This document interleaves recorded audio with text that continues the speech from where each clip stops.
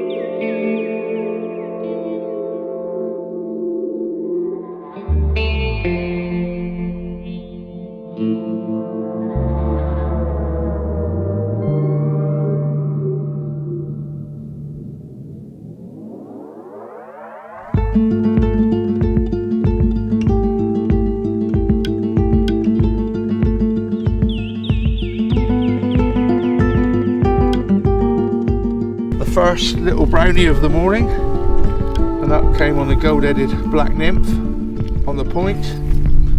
We'll get a little chat back in.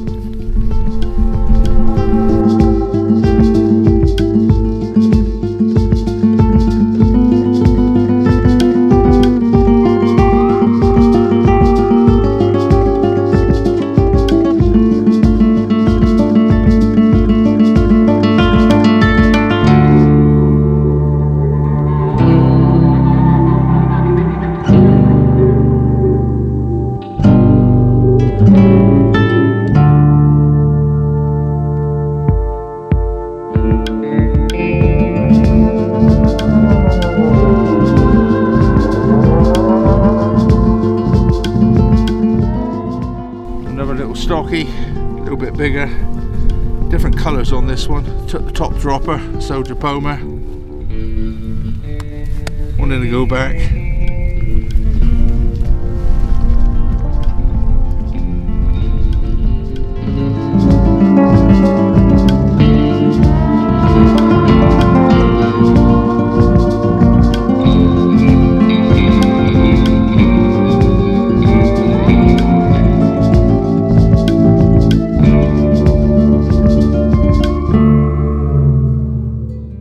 So just taking a quick tea break, get some blood back into our extremities. It's quite cold out there, but first lesson really today is it's a sort of day I know a lot of people would probably think, stiff winds, cold, I wouldn't bother, but we kind of proved that wrong, haven't we? Yeah. You're good with a breeze on it. I mean, the water temperature is cold. I mean, we can fit after an hour or so in the water. We're glad to get out and have a cup of tea. But it's quite windy. It's a bit of a stiff breeze. But if you can get a reasonable cast, the fish are a long way out, aren't they? Yeah, they are. I found that I've generally found them within the first sort of handful of pulls. Yes, definitely. And I've been letting mine sink for about 14 seconds before I started, but quite often it'll be on this, like you said, second or third pull. Yeah, and that's well worth noting, actually, Roddy. I'm glad you brought that up, because quite often it's very much a case of let the fish tell you what to do. So if you're not getting any action, I notice you use a bead head. I sometimes use a heavy buzzer and really count it down. Whereas on the other hand, if you're getting lots of bites on the top or middle dropper, you know that the fish are higher. Yeah. I've had a couple on the top dropper on the Soldier Poma, but I'm sure they'd followed it up and they waited until it was skating on the surface and they'd come and took it. But I wasn't having that happen unless I got out a long way and let it drop to start with. Yeah, so very much let the fish tell you what to do. We're going to finish these cuppers anyway. The other rule here is very much stay mobile, because there's lots of good areas of the lake to work. You should never just fish the bits by the cars. So we're going to have a good walk in a second anyway. Rodney, get down the end, do you reckon? Yeah, sure.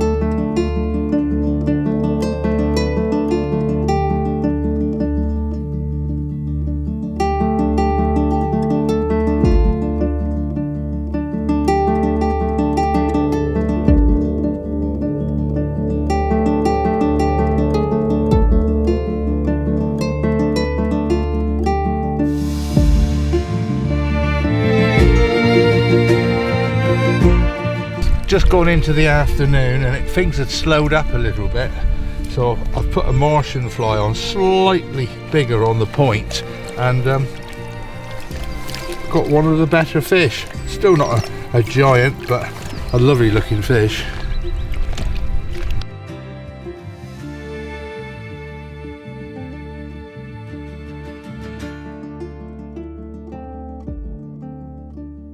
That is bonkers. Not had a bite in about an hour, and then suddenly two at once.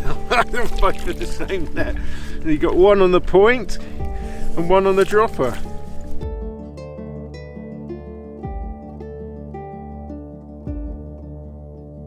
We're just about done here. It's probably time to go home and have a hot shower in it, Rodney. It's not been a warm day, but it has been quite a productive day. It's the fish have come in spells.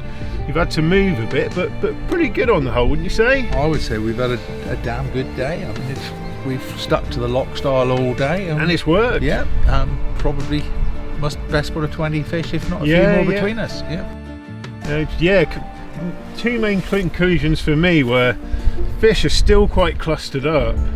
It's like you don't get any for a while, and then suddenly you might find an area like maybe the size of like a tennis court that seems to have quite a few of these stockfish holed up in it. The stockies are definitely grouped together, and areas of void, nothing but void water, and then suddenly you're into fish. The odd wild one amongst them, and you come across them in the open water there, but most of those fish today have been at long range. That's another thing. All the features here look really good, and they will fish well later in the season. It's fair to say you'll get them really close in, but at the moment it's been, I don't think I can't remember having a fish closer than about halfway into the cast, if that makes sense. And again, they kind of switch on and off, don't they? It's kind of sometimes it's just as if you're wondering if you get another bite, suddenly it all starts happening again. So, and if you worked up, I worked up, and vice versa. And then it went quiet. It's been enjoyable, productive day. I just hope it's a bit warmer the next time we go, but that's all right. I'll take that.